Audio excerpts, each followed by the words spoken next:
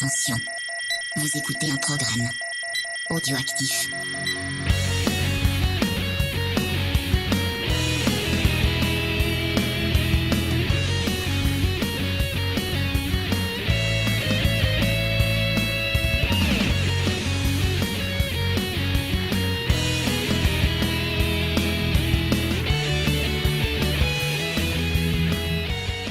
Rebonjour chers auditeurs, et oui, parce que ils se disent tiens, on a le temps avant deux geeks en série, mais non, car entre deux geeks en série, on vous fait des bonus. Et un bonus magnifique. Je vais déjà dire bonjour aux deux personnes qui m'accompagnent pour ce bonus de l'amour, j'ai envie de dire. Bonjour James, ça va ? Ça va.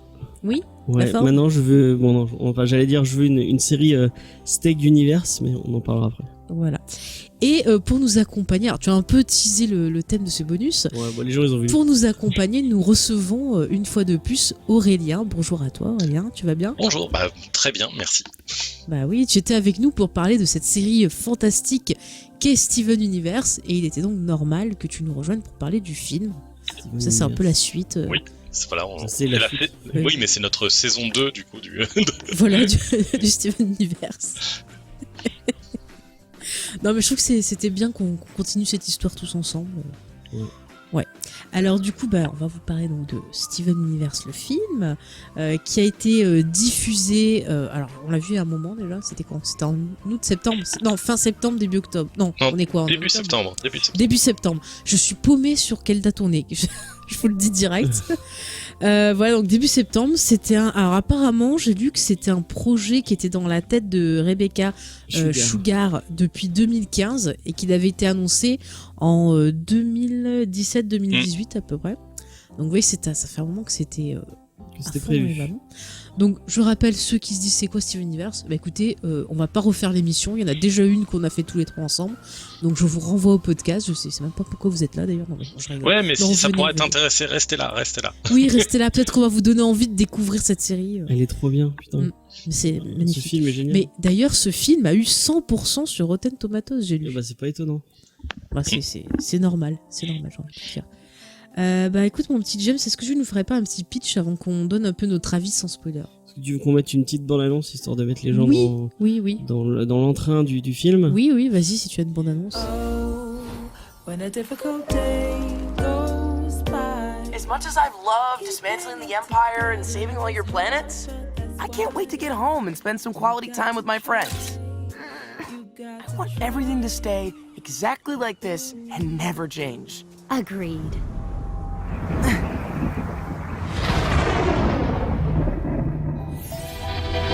Just this morning, everything was perfect. Why did everything have to change? I want my happily ever after back.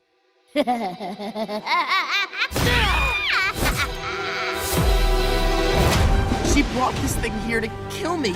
We're dealing with 41 hours until the destruction of all organic life on Earth. All organic life? Yeah, like the animals, the plants, the insects. You know, people.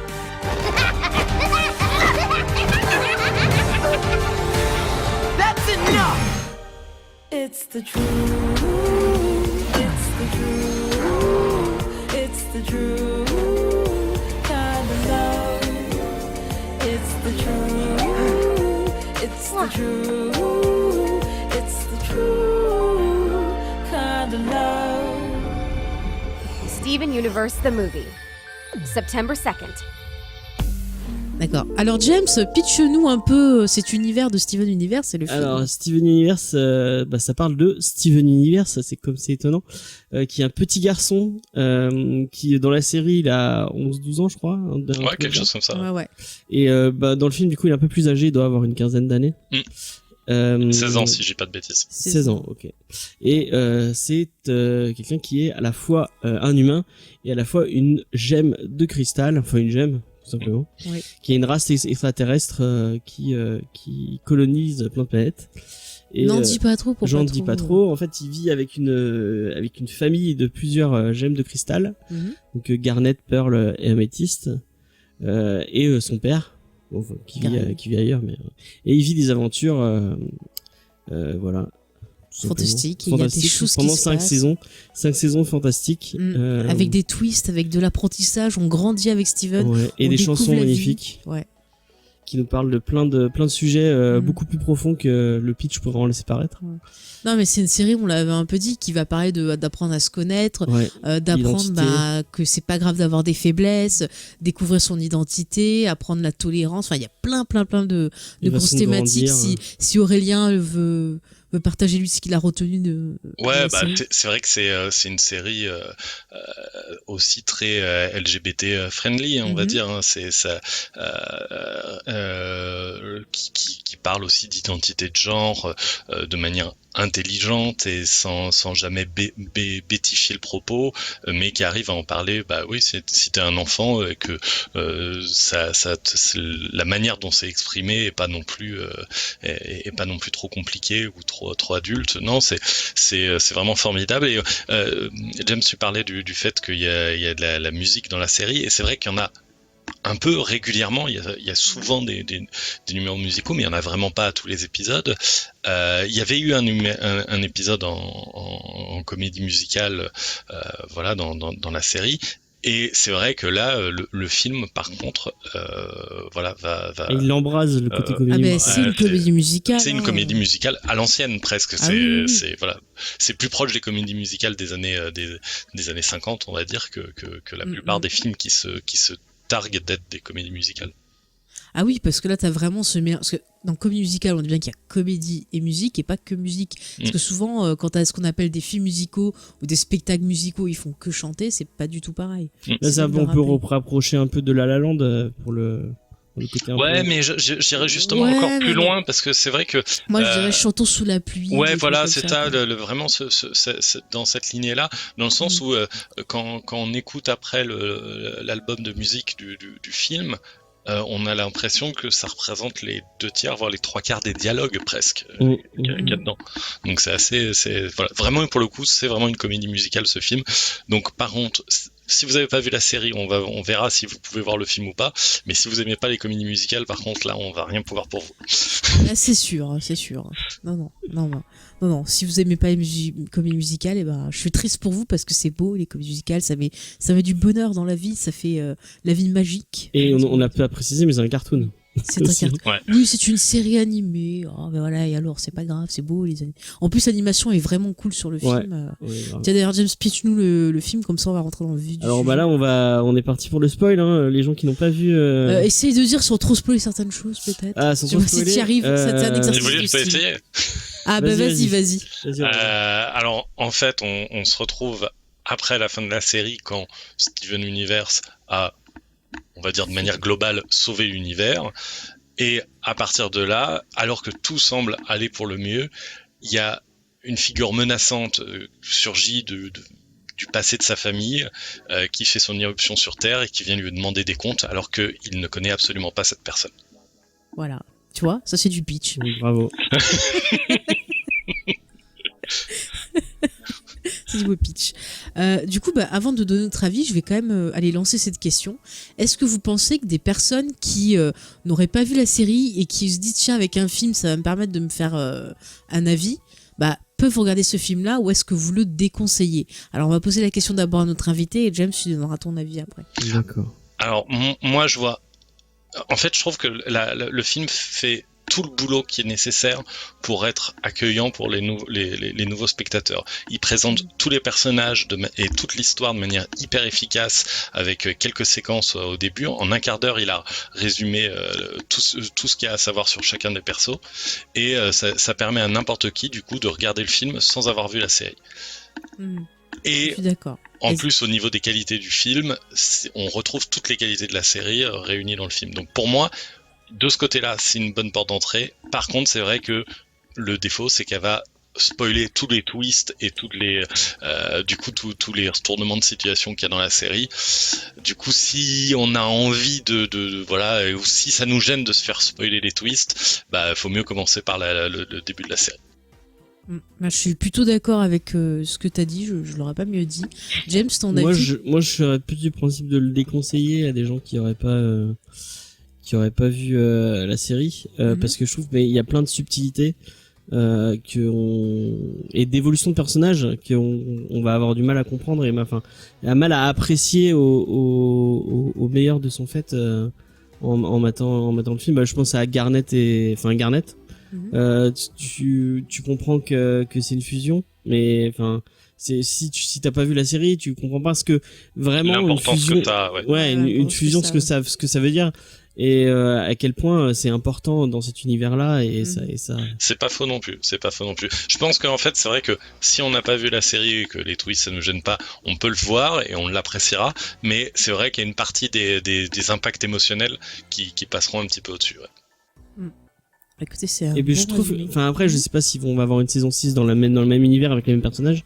Ouais. Et je trouve qu'en plus c'est une fin magnifique pour cette série, pour ces 5 saisons en tout cas. Et j'ai l'impression que c'est un peu comme un petit bonbon qu'on te lâche à la fin.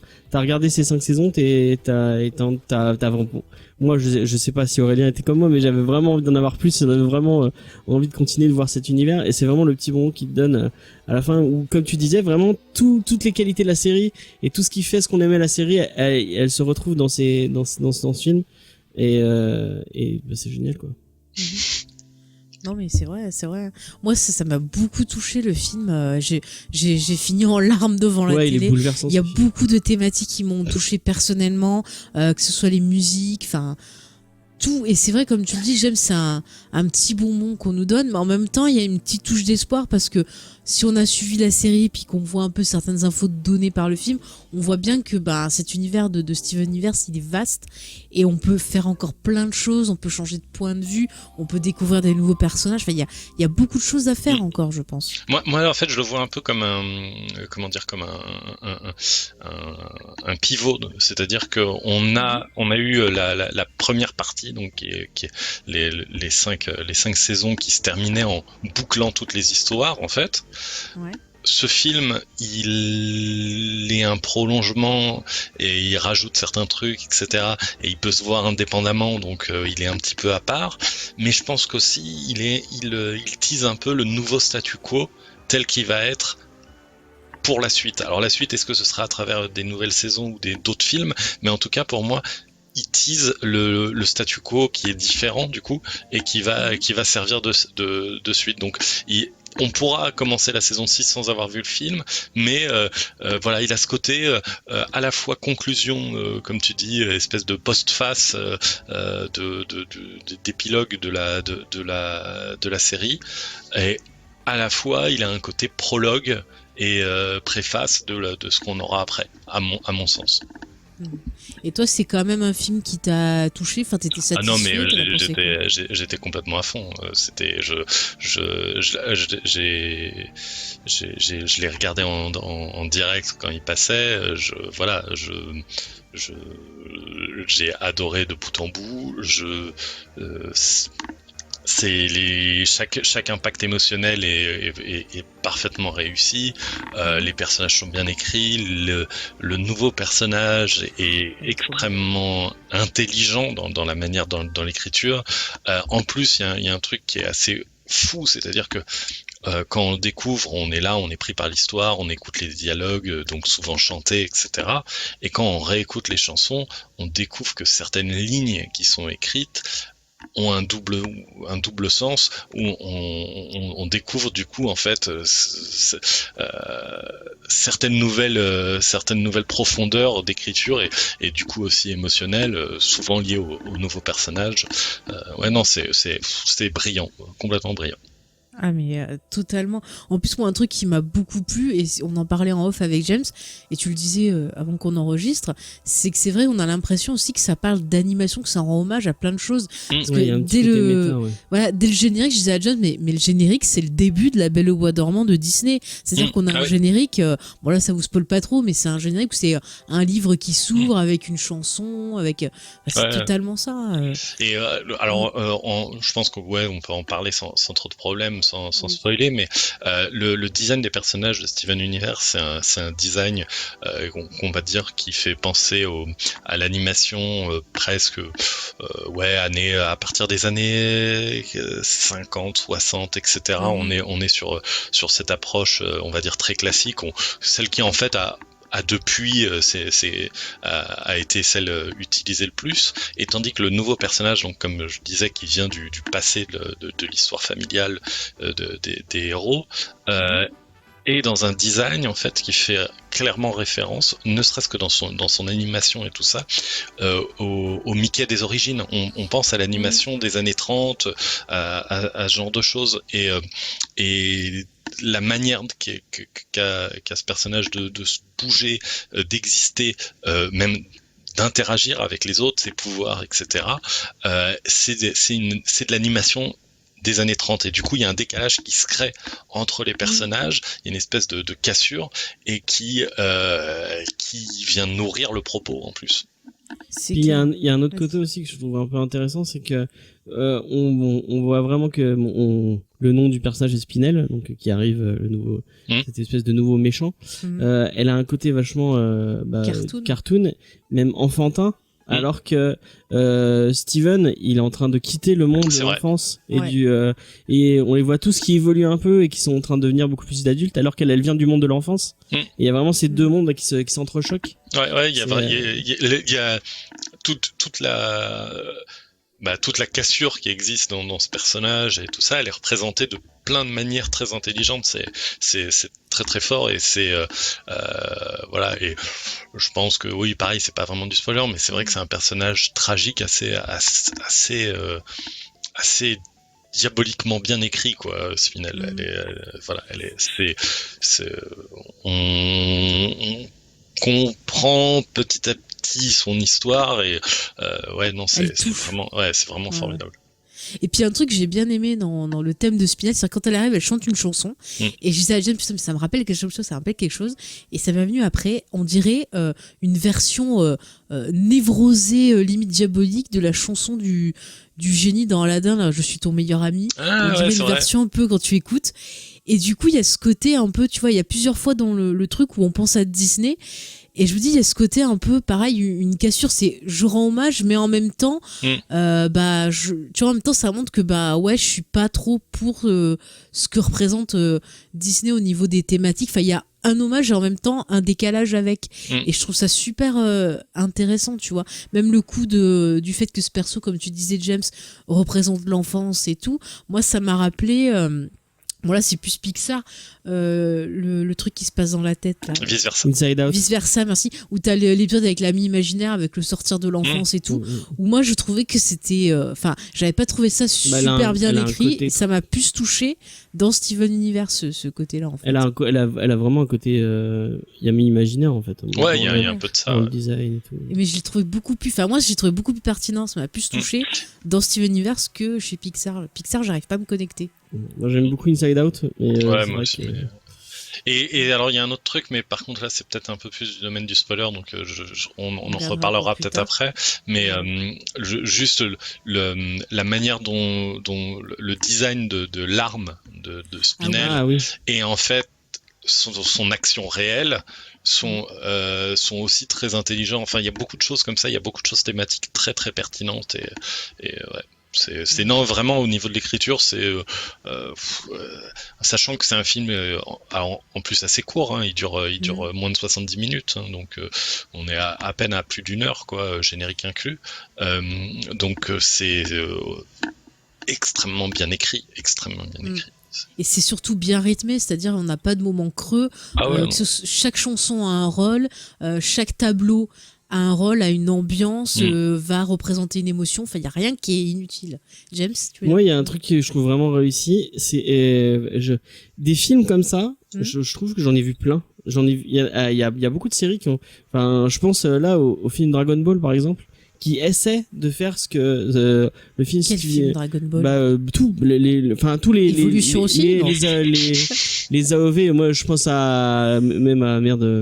le truc, l'espèce de Zelda là, j'ai oublié, Taillon, ou même le truc avec Janemba. À chaque fois, ils essayent de te faire un épisode qui dure plus longtemps, et souvent c'est pas si bien réussi que ça, parce qu'il manque des choses, ou il manque ça se contredit avec la série en général. Et là, je trouve que vraiment Steven Universe, ils ont réussi à faire c'est vraiment un gros épisode de 20 minutes qui se tient en lui-même et qui reste cool. Vraiment, c'est vrai qu'ils arrivent à faire du fan service sans en faire, à rentrer dans le côté narration classique de Steven Universe mais en version longue sans casser le rythme, à s'inscrire dans la continuité tout en proposant des choses nouvelles. C'est un jeu d'équilibriste assez dingue, et que ce soit réussi sur tous les tableaux, je sais pas comment ils font. Mais je trouve que tu vois ce que tu es en train de dire, ça correspond tout à fait en fait à une des thématiques du film. C'est-à-dire qu'au début on commence, alors c'est pas un spoil, avec une chanson qui dit dans le futur on est trop bien, machin chose.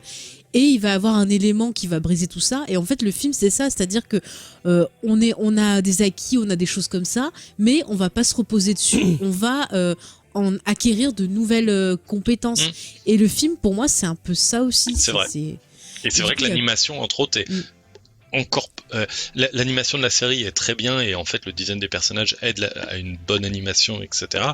Mais bon, ça, elle est très classique aussi d'une certaine manière, et c'est pas du tout un défaut. Mais c'est vrai que celle du film, elle est particulièrement classieuse. Il y a beaucoup de plans très travaillés, il y a beaucoup de mouvements de caméra, on va dire, qui sont extrêmement chouettes et inventifs. Il y a un tout petit peu plus de travail sur les couleurs et ce genre de choses. On sent que vraiment ils ont pris le côté, on fait un film, donc il faut aussi qu'on up notre niveau au niveau d'un film. Et c'est vrai qu'on le ressent aussi à ce niveau-là, le côté compétence. Mais aussi dans le film, une des thèmes, c'est ton passé te définit, ce qui fait que tu évolues en fait. Et le film, c'est ça, genre, à travers tous les hommages à l'animation, à travers les choses qu'ils expérimentent et tout, on voit aussi, c'est-à-dire on prend notre vécu, on prend notre vécu, on prend notre passé avec les 5 saisons, et voilà où on en est maintenant. Et le film reflète tout ça. Ils gardent leurs racines pour pouvoir grandir plus loin. Bon, on passe à la partie spoiler, parce que là on a envie là. Je pense, oui. En tout cas, chers auditeurs, si vous n'avez pas vu le film, que vous voulez vous garder la surprise, mettez pause maintenant, parce qu'on va spoiler comme des fous, parce qu'on aime tellement ça que on a envie de sortir notre amour au grand jour et dire à quel point ce film est fantastique. Mais vraiment, regardez-le, c'est juste une pépite, ça va rendre votre vie meilleure. Et si vous n'avez pas envie de le voir, attention, je mets des guillemets un peu illégalement et en VO, sachez que Aurélien nous a annoncé, il vient de recevoir l'info qui est de presse. Il est diffusé sur Cartoon Network le 27 octobre à 12h30. Voilà. Donc regardez-le. Vous pourrez le voir en français, je pense qu'ils doivent doubler. Ça, on n'a pas l'info là. On sait pas, donc peut-être VOSTFR, peut-être VO, peut-être VF. J'espère que en tout cas, vous pourrez le voir sur Cartoon Network si vous avez la chaîne. Allez-y, foncez, et après vous cherchez l'OST. Je sais qu'elle est sur. Elle est sur Spotify, vous pouvez. Elle est sur YouTube aussi. Moi, je l'écoute en boucle depuis, donc voilà. Je le dis en ce moment, moi c'est cette BO et l'album de Taylor Swift. Voilà. Mais je te jure, ils se complètent en plus, c'est ça qui est fort. Voilà. Et sinon, Steven Universe Fantasy.fr. Voilà, il y a tout. Mais regardez la série aussi. Et d'ailleurs, on leur fait un petit coucou s'ils nous écoutent. Je sais pas si c'est. Ouais, parce qu'ils font un super boulot. Un super boulot, vraiment. C'est fou. Ok. Donc maintenant, on peut spoiler comme des. Vas-y, tu peux spoiler. Du coup, sur quoi vous voulez revenir en premier au niveau de... en fait, je vais poursuivre du coup sur ce que je disais, parce que tant que je l'ai en tête, le fait de faire de l'arme de Spinel une faux, donc le symbole de la mort, mais qu'en fait, ça flingue les souvenirs des personnes. Je trouve ça hyper intelligent d'associer en fait la mort d'une certaine manière à notre souvenir, à ce qui nous définit notre évolution en fait. Et les personnages sont remis à leur état d'origine, et en fait ils sont effectivement morts. C'est pas parce qu'ils sont toujours là, etc., que sans leurs souvenirs ils sont désincarnés, et sans leur évolution surtout. Et c'est vrai que du coup il y a tout un truc sur et c'est ce que tu disais il y a de ça 5 minutes, mais toute l'évolution qu'on a faite, toute la manière qu'on a eu de grandir, c'est ce qui nous définit aussi. Et d'ailleurs ça va être ce qui va définir Spinel. Est-ce qu'elle va être capable du coup d'évoluer et de pas rester bloqué dans le passé, quoi. Mais ça aussi, c'est une notion qui est importante, c'est-à-dire le fait de pouvoir passer au-dessus, de reprendre une vie, de continuer, et de mettre derrière toute la rancœur, toutes les blessures qu'on a eues, c'est aussi une thématique qui est vraiment super intéressante. Et c'est pour ça que je le rapproche de l'album de Taylor Swift, parce que c'est une des thématiques de l'album aussi. Je vous conseille l'album. D'ailleurs, j'en profite pour faire un petit coucou à Yael, écoutez son podcast où elle explique tout ce qui est dans l'album. Vous verrez. Vous allez dire, putain, il fait penser à Steven pour revenir Universe. sur Spinel, moi je trouve qu'il est vraiment un personnage vraiment cool. Elle a un côté un peu... je trouve que je la rapprocherais peut-être de Pearl, elle a ce côté un peu tragique que Pearl a un peu. Et d'ailleurs, elles ont toutes les deux avec des grosses guillemets, mais la même histoire, c'est-à-dire d'avoir été des compagnons de Rose Diamond, et du coup, voilà. Après, leur histoire change complètement, mais elles ont le même point de départ. Bah, comme quoi, ça illustre bien ce que je pensais. Rose est une perverse narcissique. Parce que je suis désolée, elle ne pense qu'à elle. Elle a fait que... Regarde Pearl, elle a fait que limite la rabaisser. Enfin, elle l'a bouffée. Je suis désolée, elle a mis du temps à s'en remettre, Pearl. Et la pauvre Spinel, c'est pareil. Elle lui, limite, au bout d'un moment, tu vois, elle lui reproche d'être elle-même, d'être faux folle, d'être machin, et genre tu m'amuses plus, je m'en vais. Mais c'est horrible. Et moi, je sais que pour avoir vécu ça, les gens qui sont comme ça, qui te portent au pinacle et d'un coup te disent, ah bah, ce que tu es, c'est de la merde, mais c'est horrible parce que tu te dis, est-ce que c'est moi le problème, est-ce que c'est ma faute, et tu te remets en question et tu t'autodétruis toi-même. C'est un produit de son éducation. Bah, c'est ce que j'allais dire. Les Diamond, elles sont toutes comme ça. Non, les autres, elles sont moins, je trouve. Non, mais non, les autres, elles sont des tyrans, littéralement. Oui. Rose, tout le truc de Rose, c'est que pour le coup, elle évolue. La Rose, qui est Rose Diamond, et qui est Pink Diamond, et Rose, après, sont plus vraiment la même personne. Elle a changé tout du long, à tel point que, en fait, son dernier acte en tant que Rose, bah, c'est un sacrifice. Ouais, c'est de se sacrifier, c'est de donner naissance à Steven, et du coup de disparaître. Donc, qui est quand même, ce qui est quand même un choix justement dicté par un amour pur, et voilà. Mais oui, la Pink Diamond, celle qui abandonne Spinel et qui au début manipule Pearl, etc., est un personnage extrêmement négatif. Complètement. Et détestable. Et mais elle a évolué tout au long de sa vie. Alors moi c'est mon avis, mais je pense que le seul acte sincère qu'elle ait fait pour moi, c'est de se sacrifier pour Steven, parce que j'ai l'impression que c'est à ce moment-là qu'elle a ressenti de l'amour. Non, mais je trouve que même quand tu vois les scènes avec Greg, t'as plus l'impression qu'elle l'aime pas, que c'est juste genre oh il est amusant, oh c'est trop bien. Mais je pense pas qu'elle l'aimait vraiment. Je pense que le vrai amour, elle l'a découvert quand elle a senti Steven en elle. Ouais, moi, je sais pas, parce qu'en fait, je crois que aussi faudrait presque reprendre toutes les scènes de flashback avec Greg et essayer de les remettre dans l'ordre, parce que le truc c'est que on en a beaucoup qui sont situés au tout début de leur relation, quand elle est encore elle voit les humains de manière un petit peu, déjà beaucoup moins dédaigneuse que les Diamond, mais elle a encore un peu cet héritage là, et on voit au bout du compte assez peu de scènes qui sont situées sur la suite de sa relation avec Greg. Mais je crois qu'on voit l'évolution quand même si on les regarde dans l'ordre. Mais après, il y a un truc qui est peut-être intéressant. Bon, après, on est plus sur la série, mais c'est pas grave. Une bonne partie des flashbacks qu'on voit de sa relation avec Greg, on la voit au travers des yeux de Pearl à chaque fois. C'est vrai. Donc, c'est pas forcément, enfin, il faut dire que c'est des souvenirs, et les souvenirs c'est forcément biaisé, malléable. Elle a vu ce qu'elle a voulu voir.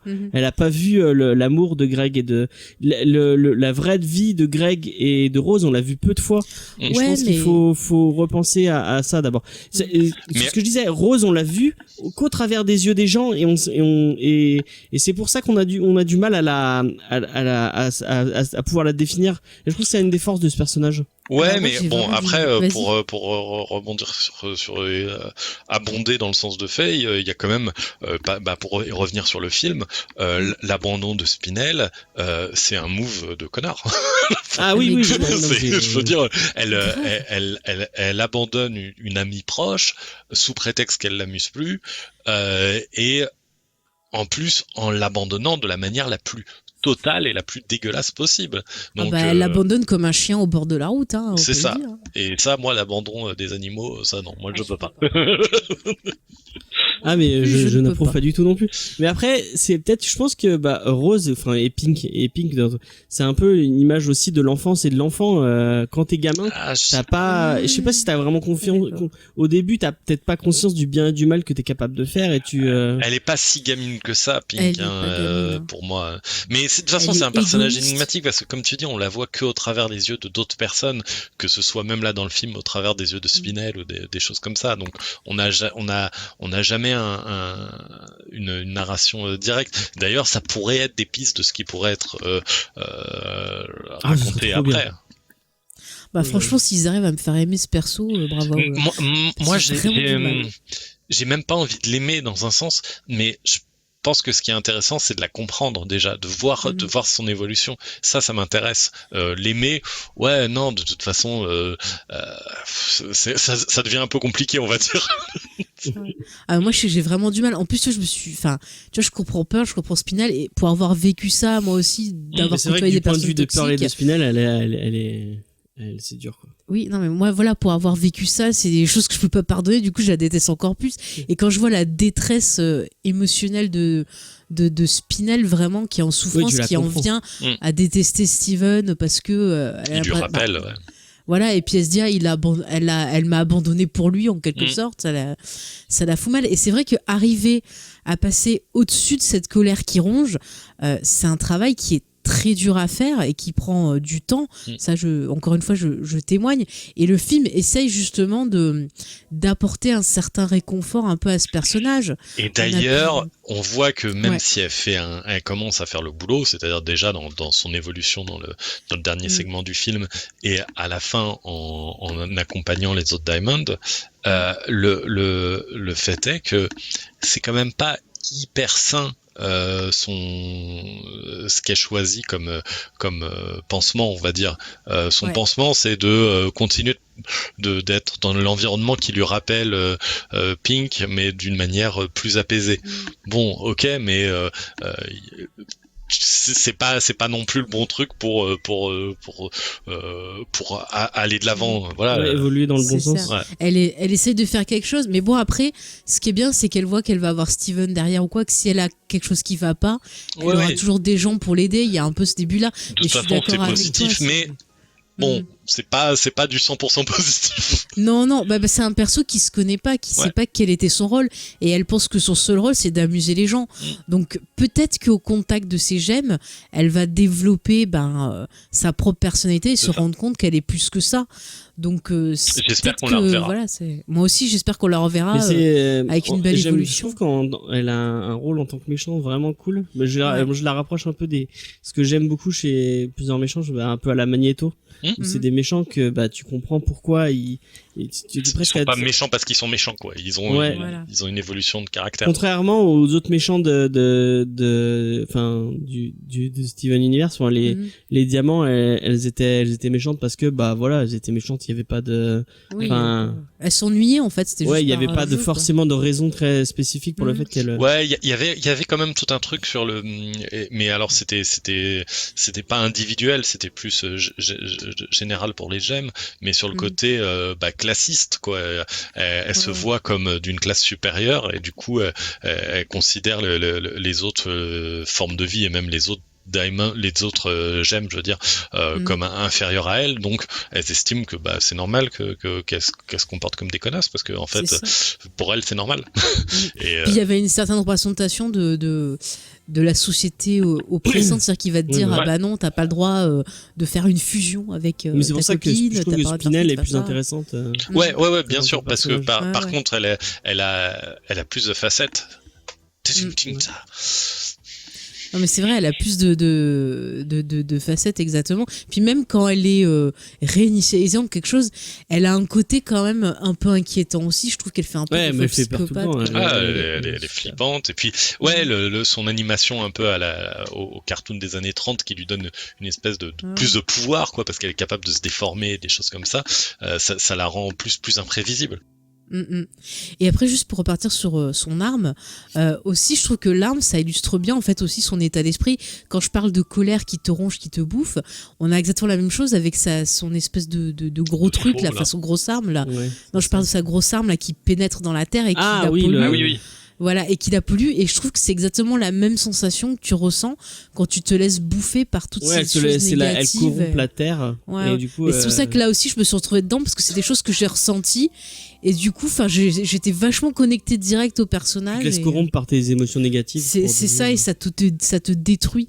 Et c'est un truc de fou. Enfin, ça m'a vraiment touché ce perso. C'était vraiment une bonne idée. Je voyais pas ce qu'ils pouvaient mettre à la place comme nouveau méchant, mais ils ont eu vraiment une bonne idée. Au début, j'aimais pas trop l'idée de revenir aux origines pour chaque personnage. Et de dire, oh non, ils vont refaire enfin, on va devoir revivre. J'avais peur de revoir un truc comme ça me pensait à la caverne de la Rose d'Or où elles lui font revivre les personnages qui redeviennent amoureux. Non, et là le fait en fait de trouver à chaque fois un angle nouveau en fait qui vient apporter au personnage en plus, j'ai trouvé ça c'était très malin. Moi aussi j'avais un peu peur du côté montage où on revoit les scènes et un côté un peu best-of du coup de la série, et non ils ont réussi à trouver des nouveaux angles et au travers de chansons exceptionnelles en plus quoi. No Matter What, là, celle sur Améthyste, oh là là. Ah, c'était trop bien. Bon, vas-y James, après je dirais ce que je veux dire. Il y a un truc que tu disais que tu veux relancer. Il y a un truc très cool avec Rose et ce qui fait réagir Pearl, excusez-moi. Ce qui fait réagir Pearl, c'est pas Rose au final, c'est Greg et Steven. Et c'est là que tu vois son évolution. Elle a évolué comme ça. C'est vraiment intéressant, je trouve. Ouais, et en fait, c'est assez marrant de voir les personnages là-dessus d'ailleurs. Savoir que en fait, ils le savent plus. Pour moi, je le ressens comme ça. Ils savent de plus ou moins depuis le début que pour Pearl, ils vont devoir aller là, mais ils veulent pas y aller. Ils veulent pas la faire ressouffrir, et ils sont quand même obligés de taper là où ça fait mal. Mais ce qui est génial, c'est que justement, c'est fait de manière pas agressive, au contraire, c'est en tapant, mais en donnant aussi la possibilité au personnage de se réexprimer, de retrouver sa voix, quoi. Mais tu vois, ce qui est intéressant aussi, qui est en lien avec le personnage de Spinel, c'est-à-dire que Spinel, elle vient te rappeler un peu comme une dépression. Des fois, t'as des vagues de ce qui était négatif qui te revient. Et du coup, ça permet à nos personnages de se rappeler ce qui est essentiel pour eux et qui a été le déclic qui leur a permis d'évoluer. Et du coup, ce qui est super cool et touchant avec Pearl, qui m'a fait moi me dire « Ah ben, je suis contente pour elle », c'est le fait que ça soit pas justement Rose qui la fasse cliquer, mais Greg et Steven. Mais je me suis dit, mais quelle évolution, elle a oublié, et c'est là que j'ai repensé, je reviens sur Taylor Swift, à une chanson de Taylor Swift qui s'appelle I Forget to Existed, où en fait tu te dis au bout d'un moment, bah voilà, ce qui était négatif qui me rendait mal, j'ai complètement oublié et je me concentre sur ce qui est essentiel. Et du coup c'est ça qui est cool, et tu le vois dans chaque personnage, le déclic. Tu vois, pour Améthyste, c'est pareil, via de la chanson qui se rappelle des souvenirs qu'elle a partagé avec Steven et tout. C'est pas le fait de retourner à l'endroit où elle est née, c'est quand il se rappelle tous les souvenirs. En fait, et je trouve que d'ailleurs c'est vrai qu'il y a un lien spécial entre Améthyste et Steven. Autant Garnet et Pearl sont ses mamans, autant Améthyste c'est sa grande sœur, sa meilleure amie. Il y a un peu ce côté-là, et du coup c'est vrai que le fait que ce soit leur amitié qui soit le déclic pour Améthyste, je trouve ça hyper mignon, hyper touchant et hyper fort, quoi. C'est clair. Et puis Garnet, bon bah voilà, on sait que c'est elle le dit tout le temps, c'est l'amour, et puis après il y a une chanson où elle le répète, putain, dit que la vérité c'est l'amour. D'ailleurs, super chanson. Toutes les chansons, elles sont cool. Ah mais toutes les chansons. Et d'ailleurs celle de Garnet, c'est Estelle elle-même qui l'a écrite. Voilà. Ah bah cool. Bravo Estelle, cette fille a un talent fou, j'adore sa voix. Et alors par contre, juste un petit détail, moi j'avais toujours associé la fusion à une sexuelle. Ouais, une métaphore de sexualité. Et du coup j'étais trop mal quand il se fusionne avec son père. Tu veux pas qu'il fasse des trucs sexuels avec son papa? Ouais, non, mais bon, on sait aussi que ça représente l'amour, donc bon voilà, c'est l'amour filial et tout ça, mais c'est vrai cette fusion elle est trop cool. L'amour cette fusion elle est géniale. Elle est super. Moi elle est géniale. En plus, elle est inattendue. Elle est plein de trucs. Mais j'avoue que j'ai eu un petit moment de creep. Pareil. Tu vois, j'étais là genre, la chanson, elle est vachement bien, mais Ouais, elle pense, on a regardé à chaque fois qu'on regardait, elle était là, mais si, c'est dégueu. Bon, voilà. Juste cette métaphore, du coup. Faut retravailler l'ouvrir un petit truc. peu. C'est pas que la sexualité, c'est l'amour en général. Voilà. Mais de toute façon, elles avaient déjà toutes fusionné entre elles, donc ça veut, pour toi, elles avaient toutes. Ouais. Bah, elles ont toutes niqué entre elles. Et puis c'est tout, non, mais c'est vrai que par exemple, même la fusion entre Steven et déjà, mais c'était moins gênant parce que c'était pas un père et son fils, mais la fusion entre justement Améthyste et Steven était pas sexuelle pour le coup. Voilà, je l'avais jamais perçu comme ça en tout cas, mais voilà. Mais du coup, tu m'as dit qu'on l'appelait Steg Universe. Du coup, alors j'ai vu sur IMDb, il disait que ça s'appelait Steg Universe. Okay. Pourquoi la fusion de Steven et de son père. Ah d'accord, Steg. Ça s'appelle Steg. Alors c'est IMDb qui dit ça. Bon, ok. Voilà, c'est à vérifier. En tout cas, c'est génial. Moi, Ah oui, je l'ai adoré aussi. Mais la chanson trop bien. Ah oui, non, mais moi, c'est simple. Ma chanson préférée, c'est ça dépend du jour de la semaine, quoi. C'est pareil. Voilà. Mais c'est vrai que No Matter What, souvent, je l'écoute beaucoup. Et moi, ce que j'adore aussi, un truc qui m'a vachement marqué, c'est quand il y a Steven qui commence à dire oh mon Dieu, j'ai perdu tout le monde, je suis pas bien. Il va voir les autres gemmes qui étaient au départ dans la série des gemmes qui étaient brisées. Ouais. Et tiens, une notamment à cause de Ross qui l'avait un peu trucidé, et ben c'est elle qui vient derrière et qui lui dit mais non, mais on est les gemmes, on va se battre et tout. De cristal. Ouais, et qui nous fait qui lui dit en plus c'est une réorchestration en fait du générique et mais ça punch, on dirait Rocky quoi. Non mais c'est une version rock du générique, c'est absolument génial et il y a plein de trucs qui sont hyper intelligents. Là, je pense justement à cette chanson. C'est durant cette chanson en fait qu'ils trouvent l'idée de reconstruire chacun en leur faisant vivre un déclic, quoi. Et c'est Spinell en fait qui leur apporte cette idée en disant si c'était comme un puzzle. Et en fait, ce qui est génial, c'est qu'elle trouve la solution via le jeu. C'est un jeu de société, le puzzle, et du coup que Spinell qui est qui a comme définition d'être une joueuse, quoi, c'est ça, elle est là pour jouer, pour s'amuser avec quelqu'un, elle trouve la solution via une idée de jeu. Rien que ça, je trouve ça génial, quoi. Et pareil dans le premier, toujours sur Spinell et les petites phrases qui sont exceptionnelles. Quand elle arrive, Pearl dit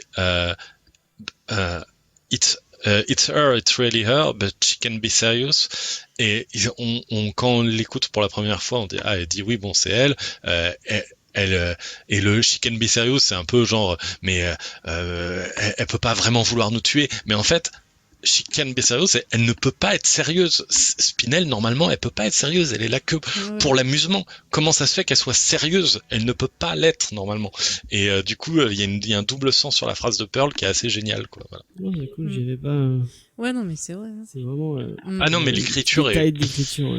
Oh là là. Ouais. Mais tu vois, ce qui est cool, c'est qu'elle sort ça, et en même temps, elle-même, elle est autre chose que le simple rôle d'une Pearl aussi. Oui. Donc elle porte un jugement qu'on a porté sur elle aussi. Ouais, après, peut-être qu'elle porte pas de jugement, peut-être qu'elle dit juste she can be serious dans le sens, elle peut pas vouloir nous tuer, tu vois, ce truc-là. Mais il y a ce double sens qui est assez savoureux, quoi, et qui est complètement volontaire, à mon avis, vu la qualité globale d'écriture. Moi, je pense. Mais après, il y a tout ce questionnement pendant tout le film. On se dit, mais est-ce que Spinell, on doit lui redonner la mémoire alors qu'elle a l'air beaucoup plus heureuse comme ça? Mais en même temps, tu sais que si tu le fais pas, ils vont tous mourir. Et c'est horrible de se dire qu'on doit refaire, souffrir tu dois revivre tes trucs parce que. Ouais, mais en plus. Ça va un peu dans le sens de toute la série. Le côté, on peut pas se couper de son passé, il faut en apprendre ce qu'on peut en apprendre et évoluer à partir de là. C'est ça. Puis surtout, quand tu refoules, quand ça revient, c'est encore plus fort. Donc il faut, comme tu dis, l'affronter finalement. C'est-à-dire même quand tu es dépressif, tu vas avoir des moments où tu vas être bien et tu vas avoir un petit truc, un déclic qui va te refaire revivre tout et tu vas être super mal après. Donc c'est vrai que trouver son équilibre et arriver à passer dessus et se dire voilà, comme les autres personnages, j'ai souffert, mais ça va me permettre d'évoluer et ça doit plus me faire autant mal qu'avant, ben c'est super dur. Et enfin, on le voit même Steven dans la série, c'est lui qui a le plus de mal à retrouver ce qui est essentiel pour lui aussi, parce que lui il se retrouve atteint. Alors il perd pas la mémoire, mais il perd en fait tout son côté j'aime, donc contrôler ses pouvoirs, faire des trucs, et il a du mal à s'en remettre l'évolution aussi, qu'il a eu dans la série en fait, il perd. Et d'ailleurs, c'est vrai que c'est un truc dont on avait parlé quand on avait parlé de la série et qui revient souvent, c'est que Steven, au début de la série, il est un petit peu saoulant, quoi. C'est pas un personnage auquel on s'attache instantanément. C'est le gamin un peu relou, quoi, parfois. Et il a toute une évolution qui est marquée durant toute la série et qui en fait un personnage absolument génial, parce qu'il il évolue, il est intéressant, il est intelligent, il a du cœur, il a tout ça, et c'est vrai que c'est sa capacité de changer, d'évoluer qui fait le cœur du perso. Et c'est vrai, le moment où il rappelle ça vers la fin du film, on est bah oui, c'est vrai, c'est ça qui te définit. C'est ça, parce que finalement, on a un peu, tu vois, le côté succès, c'est-à-dire qu'on lui dit, ah, t'es trop bien, t'es le meilleur, Steven, le monde chante ta gloire et tout. Et finalement, il se repose un peu trop sur son côté j'aime, et il avait oublié son côté humain. Et finalement, bah, c'est ça qu'on vient de lui rappeler, c'est son côté humain. Dire que peut-être sa plus grande force, c'est ça. Sa capacité à changer, qui est pas la qualité générale des gemmes en face. Et ce qui rend Rose, encore une fois, intéressante parmi les gemmes, parce que c'est une des premières à instaurer quand même tout ce changement. Je veux pas balancer, mais Faye vient de tirer la langue. Oui, bah, j'imaginais bien. Moi, je trouve qu'elle l'a fait par égoïsme. Oui, peut-être, mais elle l'a fait quand même. Si ça a aidé les gemmes, tant mieux. Hein, moi, mais elle l'a fait quand même. C'est-à-dire que elle était dans quand même tout le truc des gemmes, et en plus la métaphore de prendre des créatures qui sont représentées par des joyaux, des choses qui sont inaltérables quand même. Il y a tout ce truc de elle est dans une société où l'individualité ne s'exprime pas, et où justement c'est tout ce truc réprimé qui l'empêche d'évoluer, et qui fait qu'elle va devoir mettre en scène sa propre mort pour pouvoir réussir à évoluer derrière. Et je cherche pas à excuser par exemple ce qu'elle a fait à Spinel, ou même son comportement plus que limite avec Pearl, mais c'est un personnage intéressant parce que justement, elle est celle qui initie le changement chez plein d'autres gemmes. Et elle est pas un personnage qui est tout noir ou tout blanc. Voilà, ce qui en fait un personnage intéressant, pas forcément aimable, adorable, voilà, mais intéressant. Bah après, je trouve que la souffrance, enfin des fois le fait de souffrir ou d'avoir des aventures, des histoires un peu plus dures, finalement des fois c'est ce qui nous apporte le plus, parce que c'est ça qui va nous donner la force et le déclic pour devenir plus fort et nous améliorer aussi. James, tu veux dire dans quelque chose ? Tout cet océan de compliments envers le film, moi j'ai quand même un petit truc qui m'a un tout petit peu gêné. Oui. C'est un détail, hein. Je trouve que Connie est vraiment mis en retrait dans tout le film. Alors moi en fait je suis d'accord avec toi. Je pense qu'en fait c'est que il y avait pas de place naturelle pour raconter une histoire liée à Connie là-dedans, et du coup ils ont préféré pas du tout l'utiliser plutôt que mal l'utiliser, même s'il y a quand même ce petit bisou en début de film qui change quand même, enfin qui change pas, mais qui poursuit l'intrigue amoureuse entre Connie et Steven. Ah mais là ça devient de plus en plus clair que voilà, ils sont excités tous les deux, à chaque fois qu'ils se voient il y a un petit truc. C'est ça, mais je pense que justement ce sera aussi dans les thématiques de la suite de la série, quelle que soit la forme que ça prendra. Mais c'est vrai que elle est un peu sur la touche. D'ailleurs, elle est pas la seule. En fait, il y a plein de personnages secondaires qui sont pas là, quoi. Lars et Sadie, on les voit très très peu. Mais après, en même temps, c'est Sadie, on la voit un peu, mais Lars pas du tout. Voilà.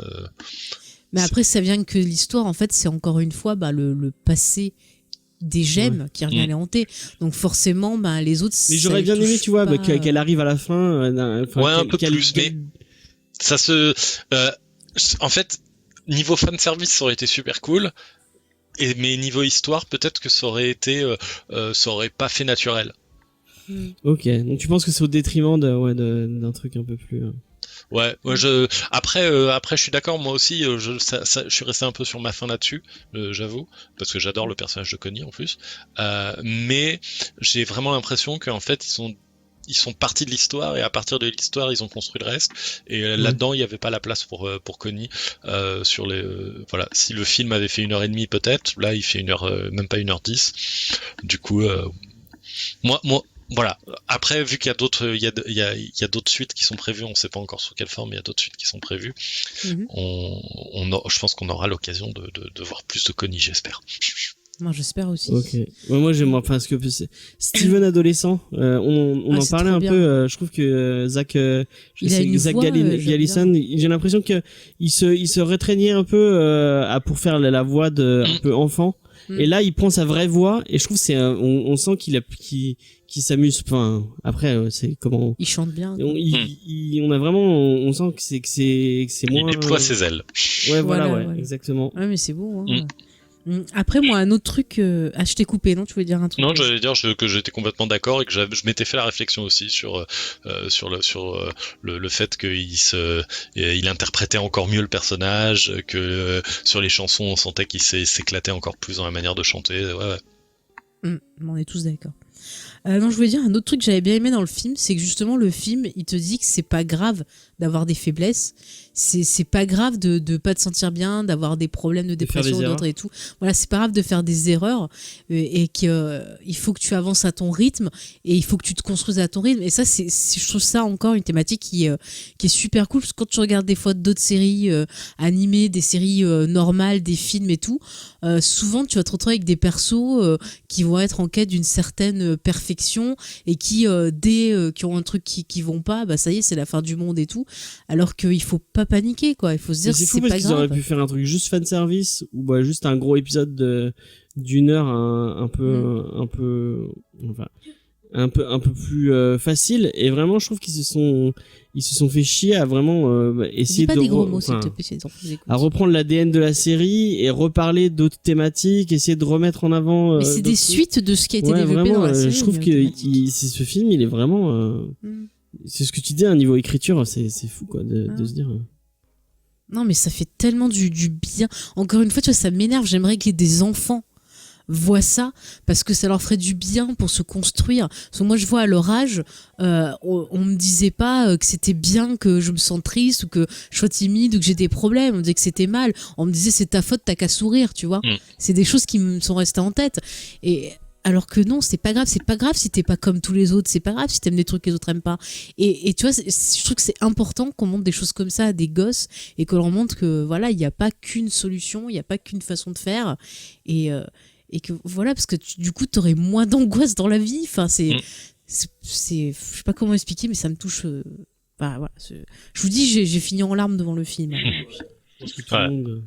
Non, beaucoup d'émotions. Moi, j'en ai peut-être eu un peu moins que sur la fin de la série, personnellement, mais bon, là, on est sur du cassage de pattes de mouche pour essayer de dire, oui, alors là, j'ai eu énormément d'émotions, là, j'en ai juste eu beaucoup. Et la fin de la saison 5, ne nous portons pas la poisse. Non, mais je parle de la fin de la série en plus, dans le sens où c'est de la série d'aventure, on va dire.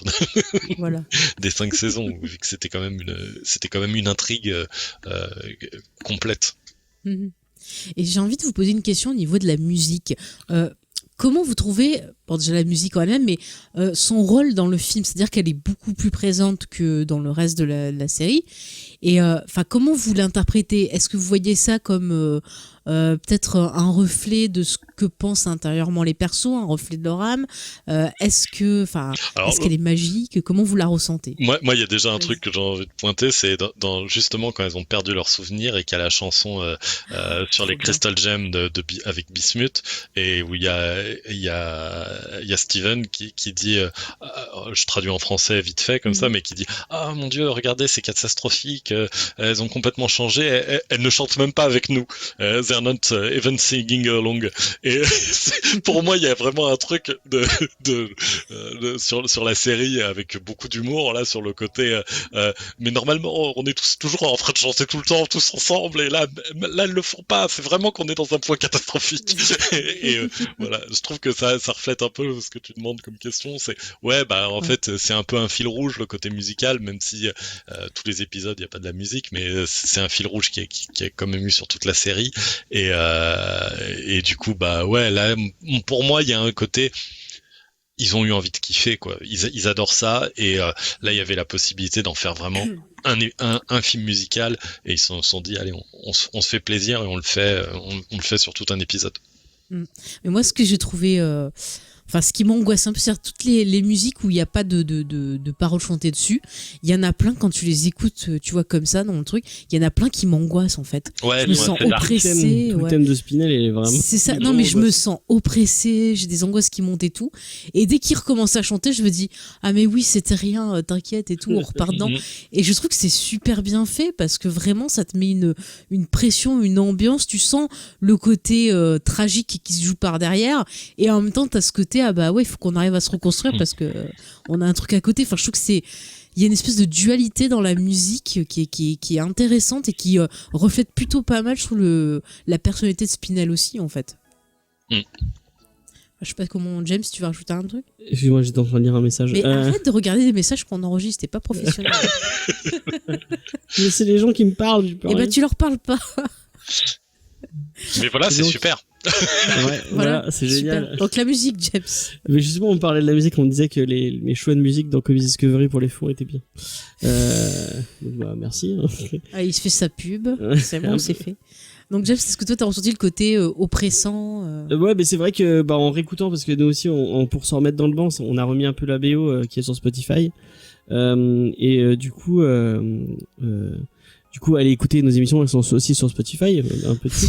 Mais c'est vrai que quand on sait pas chanter, il y a vraiment un côté, et toujours en rapport un peu avec Spinel, le côté un peu métallique, angoissant, schizophrénique. Ouais, c'est vraiment.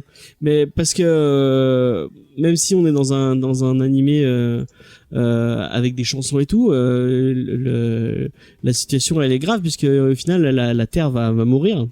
Oui, c'est vrai que quand même on parle de la fin du monde. On a oublié cette partie-là. Ouais.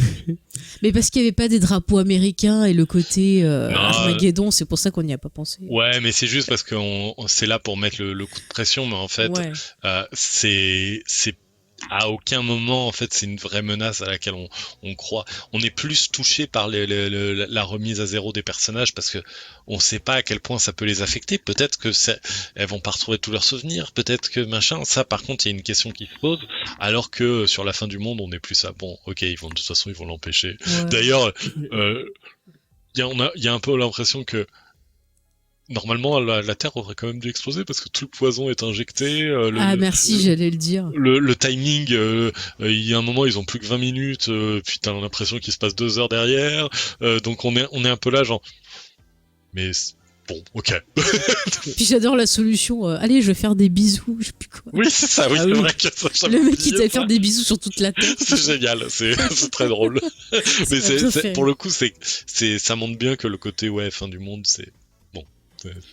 Mais c'est rappelé un peu par la soundtrack qui c'est des moments un peu angoissants et un peu mais je vous jure, j'étais dans le tram la dernière fois et il y avait un de ces morceaux, mais ça m'a rendu parano, j'étais pas bien, je regardais comme ça autour de moi. Qu'est-ce qui se passe? Moi aussi on va m'injecter un truc bizarre. Mais t'as ce côté tic-tac comme une bombe à retardement en fait par moment, c'est ça m'a stressé. Est-ce que vous voyez d'autres thèmes qu'on n'a pas parlé que vous voulez aborder sur le film?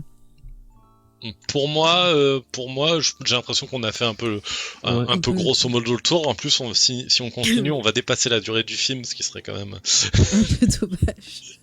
Voilà, mais non, c'était de toute façon, je crois qu'on a dit à quel point on kiffait tout. Il faut regarder ce film à tout prix. J'ai aimé d'amour, ça fait longtemps que j'avais pas eu autant d'amour, d'affection pour un film, une œuvre. Là, alors la grande question, c'est est-ce que tu préfères la BO de la série ou du film?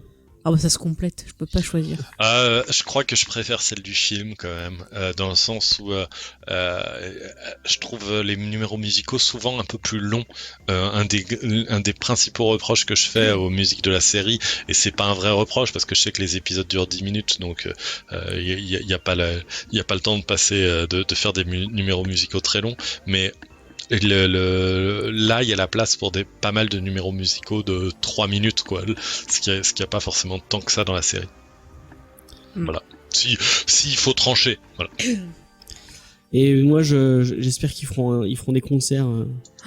En Europe, ouais, au moins, parce que c'est vrai qu'ils en font genre à la San Diego Comic Con, des trucs comme ça, mais c'est un peu compliqué. Alors, s'ils pouvaient venir, genre par exemple à la Comic Con de Paris, je vends tout et j'y vais. Hein. Il faut Juste faire pour du lobby pleurer dans auprès les de écoutes, Cartoon Network. Allez. Mais je sais pas si la série elle marche tant que ça en France. En fait, encore une fois, hein, c'est la problématique, c'est que mis à part la saison 1 sur Netflix, et je crois qu'elle est ailleurs, attendez. Sur Amazon Prime, je crois. Prime peut-être, mais alors attendez, je regarde en même temps parce que tac, j'ai un site qui Il me semble qu'il y a pas longtemps, je l'avais vu sur me fait Prime. tout. Les saisons 1 sont sur Prime et Netflix, et les 3 premières saisons on peut les acheter sur iTunes. Mais sortie de ça, en fait, il n'y a pas accès à la série. Elle est pas disponible en Blu-ray.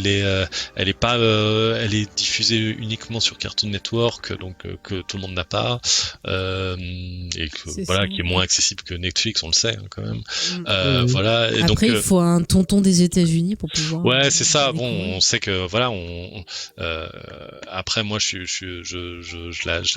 conseillé la saison 1 sur Netflix ou sur Prime à pas mal de gens. Quand la saison 2 sortira, si elle sort, en plus parce que c'est des questions de droit toujours, j'en ferai la pub aussi. Mais après, voilà, c'est vrai que ça aide pas à trouver son public quand la majorité des épisodes sont pas accessibles facilement, quoi. En tout cas, il y a un fandom français vachement actif. Il est très passionné aussi. Quand on voit que Tiens, parle-nous de ce que tu avais vu là. Ouais, il y a les gens de Steven Universe Fantasy qui ont essayé de redoubler un des épisodes qui était totalement presque en comédie musicale, qui s'appelle je crois que c'est Mr. Greg le nom de l'épisode. C'est ça. Saison 3 épisode 8. Ouais, voilà, qui est génial cet épisode, il est super bien. Ah mais Pearl m'avait touché dans cet épisode. Et ils ont essayé de faire tout un doublage parce que ça n'a pas été doublé en VF. Donc ils ont refait tout un doublage, refait les chansons en français et tout. Et c'est plutôt bon en plus. Ils ont fait un kick, on a écouté une chanson et c'est plutôt pas mal. Celle qui fait Pearl, c'était très réussi. Ouais. Ils ont réussi à avoir 8 000 € quand même, donc c'est pas c'est pas mal. Hein. À l'image de la production d'une série, ça doit être rien du tout, mais pour un Kickstarter d'un truc français, c'est pas mal. Donc moi je trouve vraiment ils font, et tout ce que fait Steven Universe Fantasy, c'est vraiment, ils font vraiment du super taf. Donc on peut que louer leur travail et louer ce qu'ils font, c'est vraiment cool. C'est clair, en plus ils ont réussi, parce que tu vois ce que j'aime avec Pearl en VO, c'est qu'elle a ce côté Julie Andrews, tu vois, le côté Mary Poppins, et je trouve que dans le travail qu'ils ont fait au niveau de la VF, on retrouve bien ce côté, même dans je sais plus comment s'appelle la fille qui la double, qui chante, elle a une très jolie voix et elle arrive à rendre ce côté Julie Andrews, et du coup ça m'a vachement plu. Et même dans la trad, parce que c'est compliqué de traduire des chansons qui sont très poétiques et tout. Je trouve que la trad est vraiment bien foutue. Ça reste, mais c'est vrai qu'il y a une communauté très active. Là, tu parles de la trad et j'ai entendu une VF de la chanson de Spinell quand elle arrive sur Terre. Du coup, de la fan trad, hein, et qui était extrêmement réussie, qui réussissait à garder les doubles sens, les jeux de mots, les trucs. C'était vraiment très réussi, quoi. Ouais, comme quoi c'est possible, et du coup j'arrive pas à comprendre pourquoi les tentatives de VF de cette série sont aussi ratées.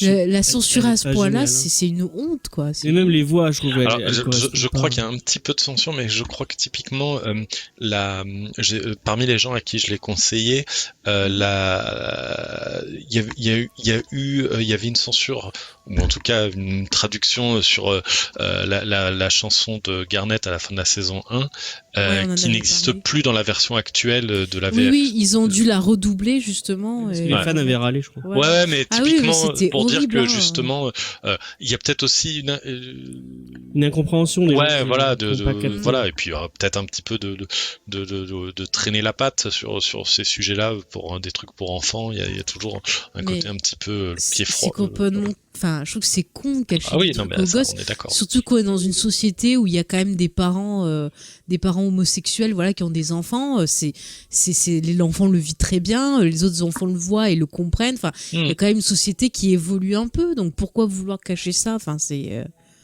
Je sais qu'il y a des fou. comics aussi, je sais pas si tu les as...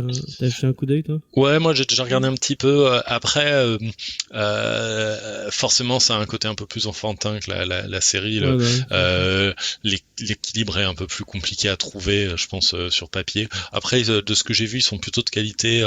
Et ne serait-ce que les couvertures sont très très jolies et tout ça. Mais Là, il y a une artiste française, je crois, qui a fait une couverture pour... Ah Ouais. ouais, qui Celle qui fait les couves pour le TGS. Je crois. Lani, j'ai honte, zut, Lani, mais je me rappelle pas de son nom de famille, je m'en veux terriblement. C'est pas Souzeni ou Souza. Attends, je regarde. Regarde. Mais ouais non, et il y a une, c'est vraiment pas mal. Après moi c'est vrai que pour le coup je suis un peu moins à fond, mais c'est vraiment Lana Souvani. J'ai mélangé Voilà. son nom de famille et son prénom, je m'en veux terriblement. Désolé. Bah, Ouais, c'est la fin de elles semaine. sont sympas ces couves. Ouais non, elle Ouais. a fait un super boulot dessus. Elle travaille aussi sur Mon Petit Poney, sur le comics Mon Petit Poney aussi. Ah, il y a des comics, mon petit poney. Bah Il y a oui. de tout, mon petit bonhomme. Les Moi, brownies sont partout. Moi, c'est affreux, mais tu vois, mes petits poneys, c'était comme avec mes figurines de She-Ra. Je les attrapais par les cheveux, je les faisais tourner, je les lançais. Ah, super. Mais j'aimais pas ça, moi. Je vous ai dit que je voulais un squelette. Je l'ai eu enfin, mon Skeletor. Oui, cher public. D'ailleurs, est-ce que tu l'as vu la série She-Ra, toi Ah, mais je la recommande toujours autant d'amour. Non, mais cette je parle pas à toi. série. Non, mais je le dis. Ouais, j'aime beaucoup. Typiquement, je trouve la saison 3, enfin bon, la deuxième partie de la saison 2, mais disons saison 3, c'est vraiment très très bien. Là où je trouvais ça vachement bien, mais j'étais pas à fond jusque là. Et là maintenant, ouais, je suis très très vendu par la tournure que ça prend à partir de la saison 3, quoi. Ah, mais un jour, je vais faire une émission dessus parce que vraiment, c'est excellent. J'adore. Ouais, c'est Voilà. vraiment bien, vraiment très bien. C'est de Noelle Stevenson, qui est une Ouais. autrice de comics à la base. Elle a fait Oui, elle a fait comics, Lumberjane. voilà, Lumberjane. Ah, Lumberjane, c'est super bien. Ouais, Ouais, ce c'est qui est vraiment excellent, très ouais. chouette, et Mm. disponible en VF chez la concurrence, Chez chez Urban, Urban, ouais. Mais voilà, que je conseille néanmoins. Ouais, c'est vrai que c'est plutôt cool comme Je crois que les intégrales, elles sont pas très chères en plus. Mais chut, je te fais pas d'abus. Non, mais moi j'ai pas de problème là-dessus. Hein. Lisez des D'accord. comics, quels qu'ils soient, hein, que ce soit chez nous. Hein, je rappelle que je bosse pour Panini Comics ou chez la concurrence, c'est pas grave, mais lisez des comics, c'est cool. Du coup, juste pour finir, qu'est-ce que vous attendez un peu de cette suite de Steven Universe? Est-ce que vous voulez retrouver encore ces mêmes personnages, ou est-ce que vous ne seriez pas contre l'idée d'avoir peut-être un autre univers avec de nouveaux personnages? Non, gardez les mêmes personnages. Garder les mêmes personnages. Non, de toute façon, on voit qu'il y a comme je disais dans la partie non spoiler, on a un nouveau statu quo. La ville de Bah Peach vas-y, tiens, City parle-nous-en. a désormais un nouveau voisinage avec la ville des Gemmes. Steven a vieilli. Il y a sa relation avec Connie. Maintenant, il y a c'est ça, Spinel qui vit avec les Diamond. On a tous les personnages qui ont été introduits dans les saisons précédentes qui vivent tous au même endroit. On a Lars qui est revenu, qu'on n'a pas vu là, ou quasiment pas, mais qui maintenant est quand même a toujours ses pouvoirs de Space Pirate et qui sert de point de téléportation. C'est vrai qu'on le voit à un moment. Et Steven, voilà. il sort pour aller manger un beignet. ou je sais Ouais, pas quoi, c'est ça. Donc voilà, il y a quand même tout ça. On a encore le coffre qui est dans la crinière de Lion. On ne sait pas à quoi il sert. Il y a encore plein de choses à explorer dans cette nouvelle configuration, quoi. Mhm. Et est-ce que vous pensez, alors c'est pareil, c'est des choses que j'ai regardées un peu sur le net, est-ce qu'un spin-off à Steven Universe, vous pensez que ce serait quelque chose qui apporterait un petit plus ou qui n'est pas nécessaire? Si je posais cette question. Lars. Ouais, après, moi j'ai presque envie de dire, on peut très bien avoir la série Steven Universe saison 6, 7, 8 ou Steven Universe 2 saison 1 ou des choses comme ça, et à côté avoir des courts-métrages, tu vois, d'une demi-heure, ou des films complets, là, comme celui-là, de 66 minutes, sur un personnage ou sur un truc. Si on a un film d'une heure sur Lars et ses aventures dans l'espace quand il est avec les gemmes, oui, allons-y, faisons ça, je suis complètement d'accord. Après, une série complète, bon, pourquoi pas, mais c'est vrai que moi, je suis tombé amoureux de ces personnages, j'ai envie de les suivre. Voilà. Voilà. Moi, je vais T'es pas paraître un peu fermé. faire James. bleu, mais je veux trop la suite de l'histoire d'amour entre Penny et Et Steven. Eh bien, écoute, tu es fleur bleue, mais tu n'es pas trop fleur bleue. Tu es juste fleur bleue comme il faut, parce que moi aussi, je veux la suite. Oh, vous êtes mignons. Vous êtes mignons tout plein. Non, mais moi, je suis pas fermée à découvrir de nouveaux persos, parce qu'on apprend qu'il y a plein d'univers et tout. Et peut-être avoir des interactions avec Steven, quoi, justement. D'autres personnages qui arrivent d'autres planètes, peut-être découvrir d'autres gemmes ou d'autres espèces que des gemmes, peut-être. Il y a peut-être des choses. Peut-être des gemmes masculines ou comme ça. Et Ouais, pourquoi parce que si j'ai pas de bêtises, le monde des diamants est quand même brisé, est quand même cassé, etc. Ouais. D'où ça vient cette histoire, etc. Moi, de toute façon, il y a plein de choses à explorer. Et, voilà. Après, tant que ça a ce niveau de qualité, ils peuvent faire 15 saisons. Moi, je serai toujours là. Hein. Ah, moi aussi. Faut qu'ils gardent attention. Rebecca Sugar, par contre. Ouais. Elle est excellente. Franchement, j'ai plus de voix, mais. Je pense que ça signe la fin, du coup. En plus, on a dépassé la longueur du film. Donc... Voilà. Attendez, je bois parce que sinon je vais pas tenir. Bah du coup je vais faire la fin pour toi si tu veux. Bah vas-y. Ouais. Non mais du coup voilà, on peut que vous encourager à voir le film, à venir en discuter avec nous. Voilà, sur notre Discord ou sur les réseaux sociaux. Vous tapez James et Faye, ça va être le plus simple sur Facebook et Twitter. Et d'ici là vous verrez tous les autres liens pour nous retrouver. Ce sera plus simple, n'est-ce pas James? Vas-y, continue. Parce que j'ai plus de... Vous pouvez aller harceler sur Twitter Panini pour qu'il publie enfin Steven Universe en comics. Non, j'aimerais bien, hein, moi, dans l'absolu, mais je pense que c'est un peu compliqué, quoi. Comme on disait, le fandom est quand même très actif, mais pas forcément très étendu. C'est ça. Je comprends. Puis après aussi, tu peux adorer une série, mais il y en a qui sont pas très comics aussi. Donc, moi, je regarde, j'aime beaucoup Rick et Morty, j'aime pas trop je vais me faire taper dessus par les comics, mais j'aime pas trop leur en comics, je trouve ça un peu moins marrant. Donc, c'est ça le problème des trucs ça marche, licence, ça marche un peu moins. Mais par contre, des produits dérivés, ça serait cool. Des vinyles, par exemple, ce serait. Des gemmes. Parce qu'il y a que des pop pour l'instant et moi je prends les pop. Les pop, j'en prends pas, c'est des esclavagistes. Ouais, on va se faire des vraies belles figurines, ce serait cool. Ouais, et tu sais James, tu peux m'offrir une garnette. Je dis ça, je t'aime. Regarde, j'ai des doigts disponibles, tu peux m'en offrir. Ah donc oui, la vraie c'est ça les produits dérivés Steven Universe, c'est les gemmes. Je vais me faire une collection. Et je vais t'acheter une spinelle si tu veux. Ouais, c'est trop beau les spinelles. Ouais, j'en veux. Moi je prends tout, vas-y. Mais c'est comment en français spinel? Il y a un nom. On verra peut-être lorsque le film sera diffusé ce 27 octobre à 12h30 sur Cartoon Network. Allez-y, allez le regarder et puis après vous venez en discuter avec nous les enfants. En tout cas, merci Aurélien d'être venu en discuter avec nous. C'est clair. C'était très sympa de reparler de Steven Universe avec vous. Merci de m'avoir réinvité.